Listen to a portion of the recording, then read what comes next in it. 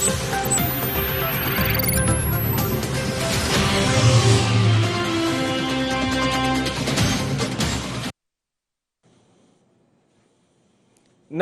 मैं हूं Manoj Saini. Intimate session में आपका स्वागत है। 5 बड़ी खबरों को लेकर आपसे रूबरू होंगे।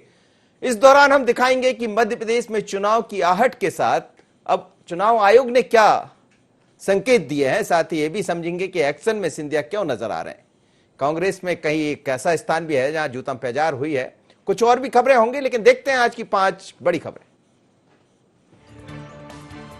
29 नवंबर से पहले उपचुनाव, एक्शन में सिंधिया, कांग्रेस में जूतम पेजार, महिला आरक्षक से बदसलूकी, जेल में हनी। तो आज सबसे बड़ी खबर दिल्ली से है, जहां चुनाव आयोग ने अब संकेत दिए हैं कि नवंबर से पहले, 29 नवंबर से पहले उपचुनाव हो सकते हैं। बिहार उपचुनाव के साथ ही मध्य प्रदेश में भी जो उपचुनाव है, बिहार चुनाव के साथ मध्य प्रदेश के उपचुनाव भी देखने को मिल सकते हैं। 27 सीटों पर उपचुनाव होना है, लेकिन इस चुनाव के बीच क्या भारतीय जनता पार्टी और कांग्रेस जिस तरह से लगातार फील्ड में नजर आ रही है, जिस तरह से एक्शन में नजर आ रही है, उससे लगता है कि चुनाव की आहट तो पहले से दिखाई दे रही। वैसे भी समय पूरा हो रहा है, 6 माह का जो अवधि होती है वो पूरी होने जा रही है। तो चुनाव आयोग अपने निर्धारित समय पर चुनाव कराने की तैयारी में है। 29 नवंबर से पहले विधानसभा के चुनाव होंगे। उसको लेकर आज जिस तरह की बात कही गई है चुनाव आयोग की तरफ से, जो निर्वाचन आयोग ने जिस तरह का अंदेशा जताया है, उससे लगता है कि चुनाव हो जाएंगे। अक्टूबर माह में संभवतः चुनाव होंगे और 20 तारीख के आसपास चुनाव आयोग की तरफ से, निर्वाचन आयोग की तरफ से एक प्रेस कॉन्फ्रेंस भी आयोजित की जा सकती है, जिसमें तारीख भी सामने होगी। तो क्या अब माना जाए कि उपचुनाव की उल्टी गिनती शुरू हो गई? हमारे साथ इस वक्त हमारे संवाददाता, हमारे ब्यूरो चीफ आकाश जोड़ रहे हैं। आकाश से बात कर लेते, क्या दिखाई दे रहा है? आकाश, संकेत साफ नजर आ रहे हैं कि 29 नवंबर से पहले अब उपचुनाव हो जाएंगे, क्योंकि निर्वाचन आयोग ने जिस तरह से दिखाया है, जिस तरह से संकेत दिखाई दिए हैं, उससे लगता है कि उन्होंने साफ तौर पर कहा कि बिहार विधानसभा चुनाव के साथ ही बाकी मध्य प्रदेश के उपचुनाव भी हो जाएंगे। तो क्या ये माना जाए कि 29 नवंबर से पहले मध्य प्रदेश में भी चुनाव हो जाएंगे? निश्चित रूप से मनोज जी, जिस तरीके से निर्वाचन आयोग की तरफ से जो संकेत दिए गए हैं वो साफ तौर पर बता रहे हैं कि 29 नवंबर के पहले मध्य प्रदेश में भी जो 27 विधानसभा सीटें हैं जिन पर उपचुनाव होना है, वहां पर जो चुनाव की प्रक्रिया है वो शुरू हो जाएगी, संपन्न हो जाएगी। यही कारण है, अगर हम तैयारियों की बात करें तो इसको लेकर निर्वाचन आयोग ने पहले ही जो है जिन जिन राज्यों में, चाहे हम बिहार की बात करें या मध्य प्रदेश की बात करें या अन्य राज्य की बात करें, तो यहाँ पर उपचुनाव को लेकर, क्योंकि कोरोना संकट है, तो किस तरीके से चुनाव संपन्न कराए जाएंगे, इसको लेकर जो है जरूरी दिशा निर्देश पहले ही जारी किए थे। और किस तरीके से कोविड में चुनाव संपन्न कराया जाना है, इसको लेकर भी एक गाइडलाइन बनाने की बात कही थी। लेकिन इसका अगर हम इस चीज को बेहतर तरीके से समझे, तो जिस तरीके से मध्य प्रदेश में अभी उपचुनाव नहीं होने थे और सीधे तौर पर जिस तरीके से जो पूरा सत्ता का उलटफेर का खेल मध्य प्रदेश में मार्च के महीने में शुरू हुआ था, 5 मार्च के आसपास जो है मध्य प्रदेश में सत्ता जो कांग्रेस की थी, जब 2018 के विधानसभा चुनाव में कांग्रेस 15 साल बाद संजीवनी के सहारे मध्य प्रदेश में सरकार बनाने में कामयाब हुई थी, और तकरीबन 1.5 साल बाद मार्च में ही जो है उस सरकार संकट में आ गई थी। और उसका सबसे बड़ा कारण था कांग्रेस के विधायकों का इस्तीफा। और जिस तरीके से 22 विधायकों ने इस्तीफा दिया, उसके बाद कहीं ना कहीं कांग्रेस की मुश्किलें बढ़ गई थी। और यही कारण है, क्योंकि अगर हम बात करें तो 10 मार्च को ज्योतिरादित्य सिंधिया ने केंद्र में जो है गृह मंत्री अमित शाह से मुलाकात की थी। इसके अलावा हम बात करें प्रधानमंत्री नरेंद्र मोदी से उनकी मुलाकात हुई थी, और उनके कांग्रेस छोड़ने के बाद ही 11 तारीख को एकाएक सभी कांग्रेस के 22 विधायक, जिसमें 6 पूर्व मंत्री भी शामिल थे, उन मंत्रियों के इस्तीफे सीधे विधानसभा अध्यक्ष को बीजेपी नेताओं ने सौंपे थे। और उसके बाद ये साफ हो गया था कि मध्य प्रदेश में अब कांग्रेस की सरकार संकट में, और यही कारण है कि अब मध्य प्रदेश में उपचुनाव होंगे। और हुआ भी यही कि बीच में 20 मार्च तक जरूर कांग्रेस ने कोशिश की कमबैक करने की, लेकिन कांग्रेस कमबैक नहीं कर पाई, और 20 मार्च को एकाएक कमलनाथ ने अपनी हार स्वीकार की। और उन्होंने साफ तौर पर, जब क्योंकि सुप्रीम कोर्ट के ऑर्डर भी आ गए थे कि शक्ति प्रदर्शन होगा और विधानसभा में होगा, यही कारण है कि शक्ति परीक्षण के पहले ही जो है कमलनाथ ने अपने पद से इस्तीफा दिया और 23 मार्च को जो है मुख्यमंत्री शिवराज सिंह चौहान ने यहां पर मुख्यमंत्री के तौर पर शपथ ली थी। लेकिन अगर इस बार का सिनेरियो क्या रहने वाला है, इस पर हम संदीप से ही बात करेंगे, क्योंकि जिस तरीके से बीजेपी लगातार वर्चुअली एक्चुअली जनता के बीच जाने की तैयारी कर रही है। संदीप, जिस तरीके से ये साफ है कि तय समय सीमा में 29 नवंबर के पहले ही उपचुनाव होंगे, तैयारियां चुनाव आयोग पूरी कर रहा है, लेकिन पॉलिटिकल तैयारी क्या लग रहा है, बीजेपी किस तरीके से तैयारी में? देखिए, पॉलिटिकल तैयारी की अगर हम बात करें तो जिस दिन से प्रदेश में सरकार गिरी है कांग्रेस की, और जब 22 विधायकों ने इस्तीफा दिया था, उसके बाद से ही भारतीय जनता पार्टी की चुनावी तैयारियां शुरू हो गई थी। भाजपा, जैसे कि हमेशा ये जाना जाता है कि भाजपा हमेशा चुनावी मोड में रहती है, और उसका परिचय यहाँ भी देखने को लगातार मिला है। भाजपा में लगातार ताबड़तोड़ बैठ के चली है, यहाँ तक कि अभी कोरोना काल में वर्चुअल रैलियां चली, एक्चुअल रैलियां भी लगातार अब चल रही हैं, और उसके अलावा चुनाव प्रबंध समिति की भी लगातार बीजेपी की बैठकें चल रही हैं। अभी भी बैठक, कुछ देर पहले बैठक चल रही थी, बीजेपी प्रबंध समिति की बैठक। तो ये कहा जा सकता है कि भारतीय जनता पार्टी अपनी तरफ से पूरी कमर कस चुकी है। जो चुनावी बिसात है वो भाजपा की पूरी तैयार है, जो उसके प्यादे हैं वो भी तय है। तो बीजेपी यहाँ पर कांग्रेस से हर कदम में कहीं ना कहीं बीस साबित हो रही है। आकाश, लेकिन आपसे मैं ये भी समझना चाहूंगा, आप कांग्रेस देखते हैं, संदीप भारतीय जनता पार्टी देखते हैं, दोनों ही दलों की तैयारियों की यदि हम बात कर लें तो किस तरह से, क्योंकि हम देख रहे हैं कि भारतीय जनता पार्टी चंबल में खासकर निगाह बनाई हुई है। कई बड़े नेता लगातार, चाहे ज्योतिरादित्य सिंधिया की बात करें या फिर हम बीडी शर्मा जी जो कि प्रदेश अध्यक्ष है, नरेंद्र सिंह तोमर, सभी आज ही कम से कम चंबल में है। लेकिन कांग्रेस की क्या तैयारियां, और कांग्रेस सर्वे की बात जरूर कर रही, लेकिन ये उपचुनाव जो है मध्य प्रदेश में इस तरह का पहले कभी देखने को नहीं मिला। क्या आपको यह भी लग रहा है, और निर्वाचन आयोग जब जिस तरह का अंदेशा जताया, जिस तरह की इशारा कर रहा है कि नवंबर से पहले चुनाव होंगे, तो चुनाव को लेकर कितने तैयार है मध्य प्रदेश, कितना तैयार? जी बिल्कुल मनोज जी, ये काफी अहम सवाल भी है कि मध्य प्रदेश चुनाव को लेकर कितना तैयार है, क्योंकि कांग्रेस जरूर तैयारी कर रही है, बीजेपी भी तैयारी कर रही है, लेकिन जनता अभी भी साइलेंट है। दोनों ही पार्टियां दावा भी ये कर रही हैं कि जनता का जनादेश आशीर्वाद उनको मिलेगा, लेकिन जनता कहीं ना कहीं अभी साइलेंट नजर आ रही है। बैठकें लगातार दोनों ही दलों की चल रही है। कांग्रेस से बीजेपी आगे जरूर दिख रही है, क्योंकि बीजेपी एक्चुअल और वर्चुअली तैयारी कर रही है, लेकिन कांग्रेस भी अपने संगठन को इस बार विस्तार के साथ, मजबूती के साथ जनता के बीच में जाने की तैयारी में है। लेकिन हम निर्वाचन आयोग की बात करें तो मध्य प्रदेश निर्वाचन आयोग ने भी चुनाव को लेकर जो 27 विधानसभा सीटें हैं, यहां पर तैयारियां न सिर्फ तेज कर दी हैं, बल्कि जो कोरोना को लेकर जो गाइडलाइन मांगी गई थी भारतीय निर्वाचन आयोग द्वारा, उस गाइडलाइन के अनुरूप तैयारी करना शुरू कर दिया है। किस तरीके से, क्योंकि इस बार मतदाताओं की संख्या में भी थोड़ा इजाफा होगा, ये भी देखना होगा, क्योंकि कई सारे जो प्रवासी मजदूर थे जो दूसरे राज्यों में रह रहे थे, वो अब मध्य प्रदेश लौट आए हैं। तो कहीं ना कहीं उसके बाद जो मतदाता सूची है उसमें भी कहीं ना कहीं जो वोटर्स हैं उनमें भी जो है संख्या में इजाफा होगा। तो ऐसे में अब लोगों के लिए किस तरीके से निर्वाचन आयोग मतदाताओं के लिए क्या सुविधा उपलब्ध कराता है, ये तैयारी जो है मतदाताओं के लिए निर्वाचन आयोग कर रहा है। लेकिन पॉलिटिकली हम बात करें तो पॉलिटिकली दोनों ही पार्टियां एक्शन में नजर आ रही। कांग्रेस जरूर थोड़ा बैकफुट पर है, लेकिन कांग्रेस अंदरूनी तौर पर अपनी साइलेंट मोड पर तैयारी जो है यहाँ पर करती हुई दिखाई दे रही है।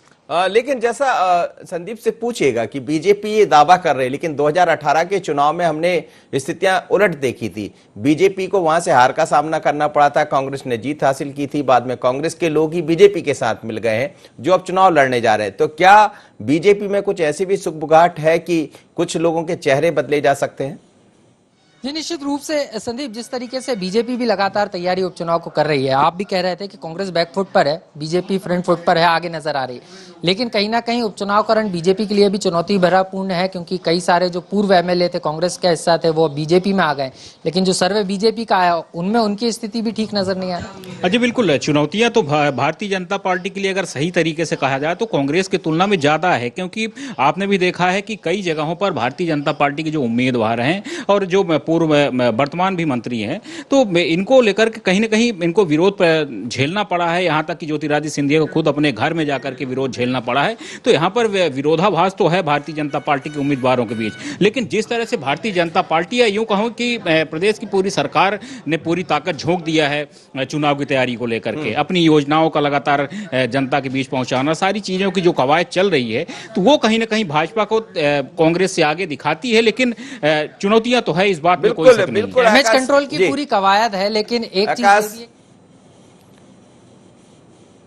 चलिए, दोनों मेरे साथ जुड़े थे आकाश और संदीप, और जिस तरह से बता रहे हैं संदीप की पूरी तरह तैयार है, लेकिन मध्य प्रदेश में बिहार के साथ 29 नवंबर से पहले उपचुनाव हो सकते हैं, इस तरह के संकेत निर्वाचन आयोग ने दिए हैं। तैयारियों को लेकर मध्य प्रदेश में तमाम तरह की तैयारियां हैं, लेकिन जैसा आकाश बता रहे थे, बहुत कुछ चीजें बदली है कोरोना को लेकर, तो वो एक अलग तरह की तैयारी जरूर देखने को मिलेगी, और उसमें भी सरकार ने अपनी तरफ से या निर्वाचन आयोग, चुनाव आयोग ने अपनी तरफ से तमाम सारे कामों की तरफ, चाहे वो सैनिटाइज की बात करें और बाकी जो कुछ बिंदु पहले ही तय कर चुके हैं, उन्हीं बिंदुओं पर आगे बढ़ना होगा। अगली खबर की तरफ हम बढ़ते हैं। ये खबर भी अब उपचुनाव से ही जुड़ी है। अपने 2 दिवसीय दौरे पर ग्वालियर पहुंचे ज्योतिरादित्य सिंधिया दूसरे दिन बीजेपी के संभागीय कार्यालय मुखर्जी भवन पहुंचे। यहां उन्होंने बीजेपी के संगठन महामंत्री आशुतोष तिवारी के साथ बंद कमरे में मुलाकात की। इस दौरान वर्तमान राजनीतिक हालात और आने वाले समय में होने वाले उपचुनाव की रणनीति को लेकर चर्चा हुई। सिंधिया ने सीएम शिवराज की जमकर तारीफ की। साथ ही उन्होंने कांग्रेस द्वारा लगातार सदस्यता अभियान में फर्जी सदस्यों को जोड़े जाने के सवाल पर कहा कि जब कांग्रेस के पास कुछ कहने को नहीं है तो वह कांपने लगती है, मेरे नाम से कांपती है। एक एक व्यक्ति का डाटा बीजेपी अध्यक्ष के पास है। पलटवार करते हुए उन्होंने कहा कि कांग्रेस भाजपा की चिंता न करे, कांग्रेस अपनी खोई हुई जनता के बीच विश्वास को पाने का प्रयास करें। एमपी कांग्रेस की 25 सीटों पर बीजेपी के प्रत्याशियों की जमानत जब्त होने के ट्वीट के जवाब में भी उन्होंने कहा है कि कांग्रेस अपनी राजनीतिक दल नहीं रही, बल्कि ज्योतिषी बन गई है। ज्योतिषी बन गई इसलिए क्योंकि वो लगातार कह रहे हैं, और ये देखिएगा, आप तस्वीरें देख रहे हैं, ज्योतिरादित्य सिंधिया की मुलाकात हुई है। सोशल डिस्टेंस की बात जरूर होती है, लेकिन यह सभी लोग मास्क लगाए हुए हैं। और जब आज पहुंचे वो मुखर्जी भारतीय जनता पार्टी के दफ्तर, तो वहां मुलाकात हुई है आशुतोष तिवारी से, जो हम देख रहे हैं। और उसके बाद अब तैयारियां आगे की तरफ बढ़ रही है। क्या कहा है ज्योतिरादित्य सिंधिया ने, जरा सुनिएगा। जब कांग्रेस के पास कुछ होता नहीं है बात करने के लिए, तब वो कांपने लगती। एक एक विधानसभा का डेटा स्वतः ही अध्यक्ष जी के हाथ रखा गया है, और कांग्रेस भाजपा की चिंता न करे, कांग्रेस अपने खोई हुई जनता के बीच में विश्वास का ज्यादा चिंता करे, इस बात का मैं आह्वान करना चाहता हूँ। वर्तमान में 27 विधानसभा के चुनाव हैं। हर चुनाव को गंभीरतापूर्ण लेना ये हम लोगों का दायित्व है, और इस अभियान में भी एक एक नेता कार्यकर्ता के समान जमीन पर पूरी तरह से डटकर भारतीय जनता पार्टी का झंडा, मोदी जी का झंडा, अमित शाह जी का झंडा, नड्डा जी का झंडा का परचम जरूर लहराएगा, इसका मुझे पूरा विश्वास है। तो मुझे लगता है कि कांग्रेस अब राजनीतिक दल नहीं रही, कांग्रेस अब ज्योतिषी बन गई। चलिए, ज्योतिरादित्य सिंधिया कह रहे हैं कि कांग्रेस अब ज्योतिषी बन गई है। दरअसल लगातार वो कह रहे हैं कि सर्वे के आधार पर कांग्रेस की स्थिति बेहतर है, लेकिन उन्होंने ये भी कहा कि कांपते हैं, मेरे नाम से क्यों कांपती है कांग्रेस। चलिए, मेरे साथ अनिल जोड़ रहे हैं, हमारे संवाददाता ग्वालियर से, उनसे ही समझते हैं। अनिल, लगातार हम देख रहे हैं कि सिंधिया लोगों के बीच भी पहुंच रहे हैं, और उससे पहले भी तमाम तरह की बातें हमने देखी कि किस तरह से भारतीय जनता पार्टी का दावा रहा। 76,000 लोगों ने भारतीय जनता पार्टी का दामन थाम लिया, कांग्रेस के लोगों ने। उसके बाद यदि चंबल ग्वालियर की बात करें तो नरेंद्र सिंह तोमर या बीडी शर्मा सभी वहां मौजूद हैं। क्या देख रहे हैं आप? अब तो ये भी नजर आ रहा है कि 29 नवंबर के बाद चुनाव हो जाएंगे।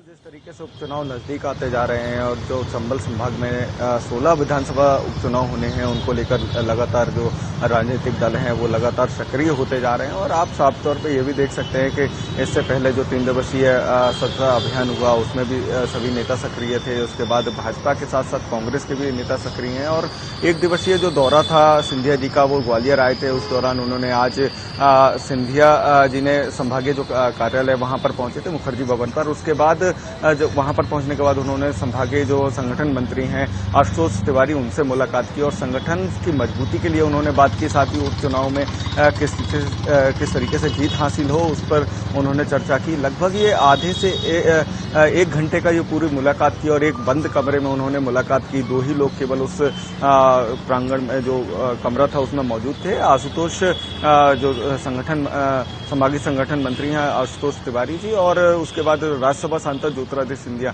2 ही लोग केवल थे। और उसके बाद जो बाकी लोग थे वो बाहर थे। लेकिन अनिल, हम आपसे ये भी समझना चाहेंगे कि बंद कमरे में क्या बात हुई। खैर ये तो आपको भी नहीं पता, हमें भी नहीं पता। स्वाभाविक है कि चुनाव को लेकर ही चर्चा हुई होगी, लेकिन सिंधिया का वहां पहुंचना, लोगों से मिलना, माहौल क्या कह रहा है? देखिए, माहौल की बात करें तो कई जो सिंधिया समर्थक हैं वो वहां पहुंचे थे। जो कई भाजपा जो छोड़कर कांग्रेस में शामिल हुए तो सिंधिया जी के पास गए थे। उसके बाद सिंधिया जी के साथ फिर भाजपा में शामिल हो गए आकर।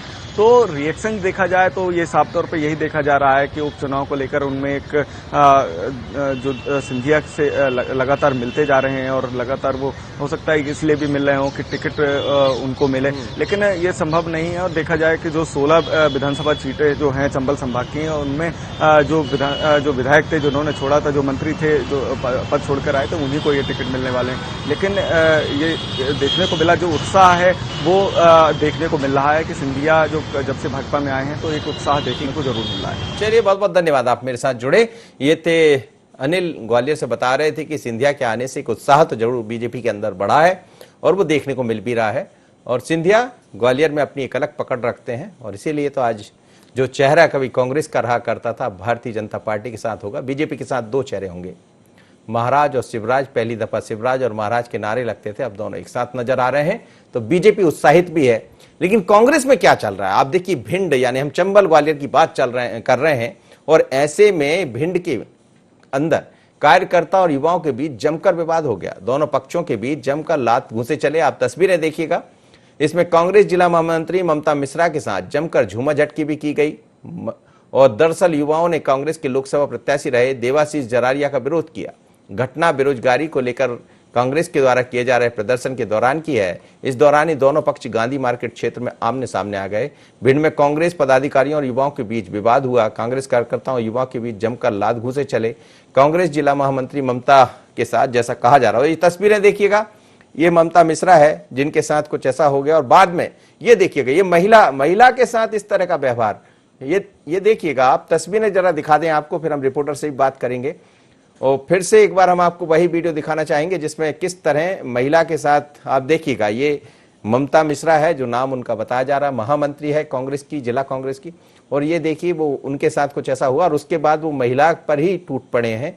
बाद में फिर किसी तरह उनको बाहर निकाला गया। और यदि ये स्थिति है भिंड में तो शायद बीजेपी खुश हो रही होगी और ये सोच रही होगी। चलिए, हमारे संवाददाता जुड़ रहे हैं, हम उनसे बात करते हैं। क्या कहेंगे, ये जो तस्वीर सामने आ रही है भिंड से, इसे देखकर क्या कहा जाए? जी बिल्कुल, आपको बताएं जिस तरीके से पूरे घटनाक्रम हुआ है। पहले तो यूथ कांग्रेस की तरफ से एक कार्यक्रम घोषित था, उसमें से जो युवाओं को बेरोजगारी थे उसके तहत में एक कार्यक्रम रखा गया था गोलू मार्केट में।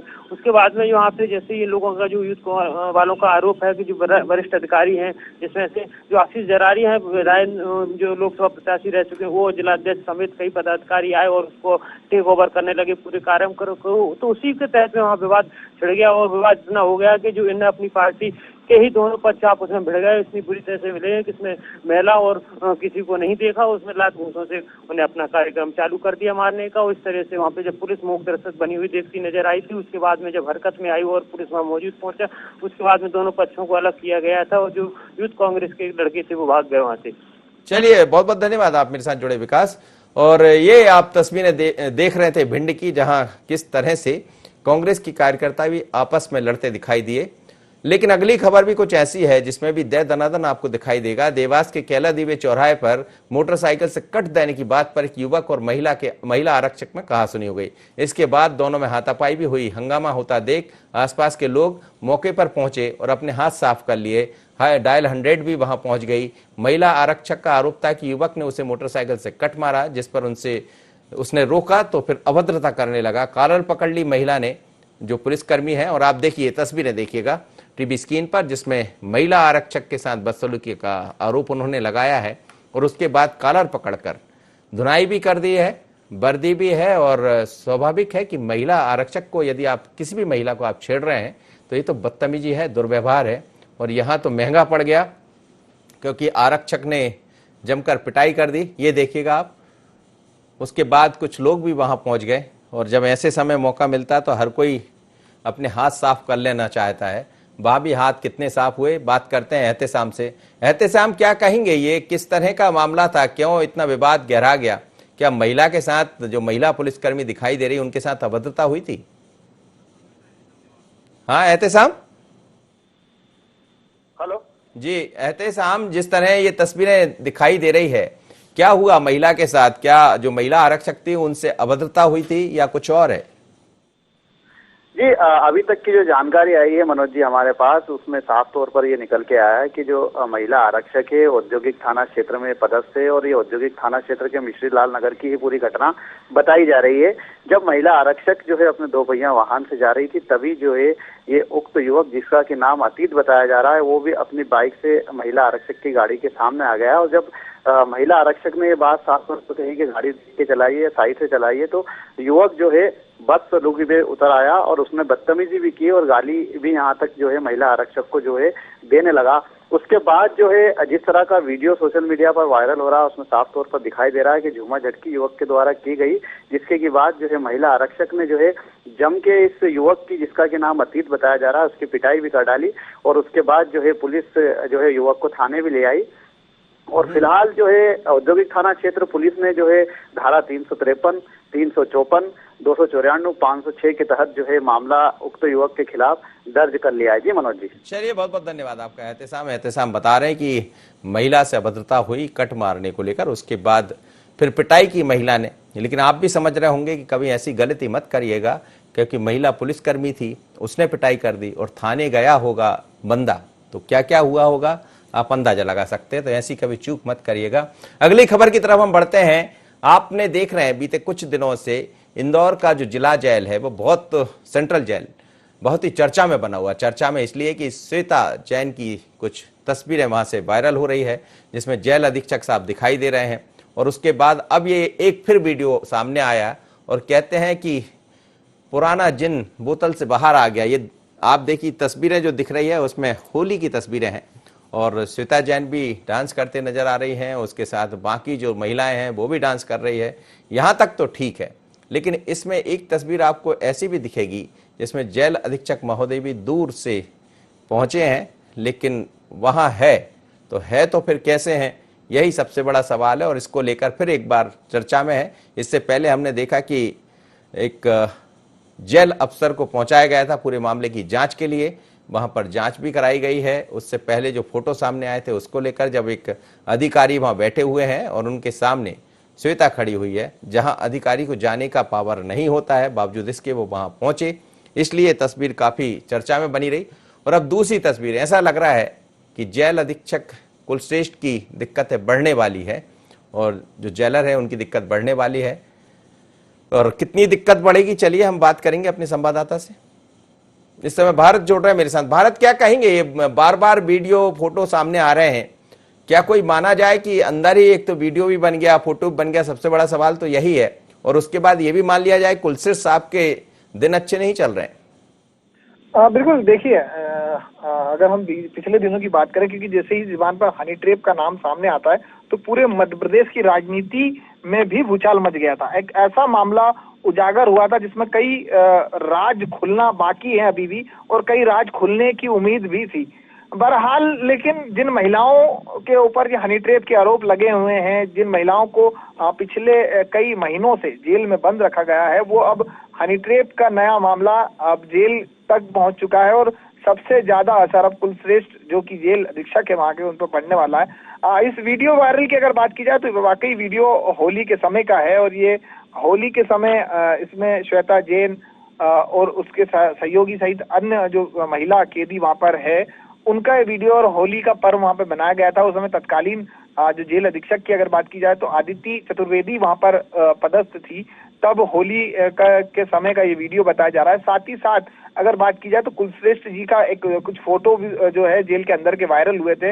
इसी के वायरल होने के बाद आनंद फानन में अगर बात की जाए तो जेल डीआईजी संजय पांडे जो है 2 दिन तक वहां पे दौरे पर थे, हालांकि इस पूरे मामले को कॉन्फिडेंशियल रखा गया है, जांच का विषय, लेकिन उनका ये मानना है कि कहीं ना कहीं अंदर के ही लोग जो है आपसी खींचतान के चलते जो अंदर की वीडियोज, जो अंदर के फोटोज है, वो बाहर जो है मीडिया तक पहुंचा रहे हैं। बहरहाल आखिर क्या कुलश्रेष्ठ जी से किस कर्म सहयोगी को उनकी क्या समस्याएं हैं, इस पर अभी जांच की जा रही है। लेकिन बहुत बहुत धन्यवाद आपका भारत, निश्चित रूप से जांच कर रहे हैं। जैसा आप बता रहे हैं, जो दूसरे जेल अफसर हैं संजय वहां पहुंचे थे, उन्होंने पूरे मामले की जांच की है। लेकिन ये तस्वीरें पुरानी है, पर ऐसा कहते हैं कि जब अंदर ही विभीषण आ जाए तो फिर बारी तो आपकी आती है, और गलती कर बैठे जो भी गलती की है। अब इस तस्वीर में, खासकर इस होली वाली तस्वीर में कुलश्रेष्ठ साहब है कि नहीं, ये स्पष्ट तस्वीर नहीं है, लेकिन ऐसी चर्चा है कि वो भी वहां नजर आए हैं।